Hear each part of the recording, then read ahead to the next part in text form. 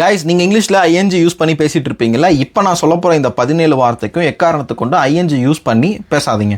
ஆக்சுவலாக ரூல் படி அது பேசக்கூடாது. இது எக்ஸெப்ஷன் என்ன, ரூல் என்ன அப்படிங்கிறத லேட்டராக பார்ப்போம். பட் இப்போ நீங்கள் பேசுகிறதுக்கு ரொம்ப ஹெல்ப்ஃபுல்லாக இருக்கணும் அப்படிங்கிறதுனால எக்காரணத்தை கொண்டு இப்போ ஐஎன்ஜி யூஸ் பண்ணி இந்த வார்த்தைக்கு பேசாதீங்க. ஓகே, ஸோ ஆக்சுவலாக இதை வெறும் தான் நம்ம பாயிண்ட் அவுட் பண்ணணும். பட் உங்களுக்கு ஈஸியாக புரியணும், நீங்கள் பேசுகிறதுக்கு ஹெல்ப்ஃபுல்லாக இருக்கணும் அப்படிங்கிறதுனால நான் இதை வார்த்தைன்னே சொல்லிடுறேன். நீங்கள் கன்வே பண்ணிக்கோங்க.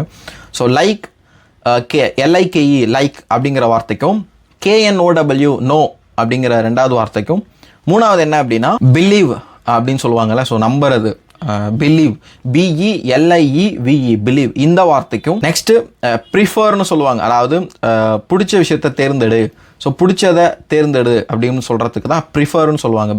ஒரு எக்ஸாம்பிள் சொல்லணும் அப்படின்னா, I prefer playing tennis.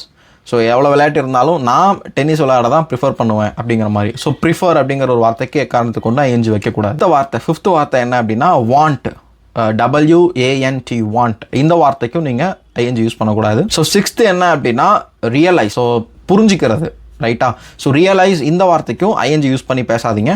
So next வார்த்தை ரொம்ப ஈஸி, ஃபிட் அப்படின்னு இருக்கு இல்லையா? ஸோ இதுக்கும் ஐஎன்ஜி யூஸ் பண்ணக்கூடாது. ஸோ எயித்து வேர்டு என்ன அப்படின்னா அண்டர்ஸ்டாண்ட். ஸோ இப்போ நான் 8 வார்த்தை சொல்லிட்டேன். இதை உங்களுக்கு மெமரி பண்ணுறது கொஞ்சம் கஷ்டம்.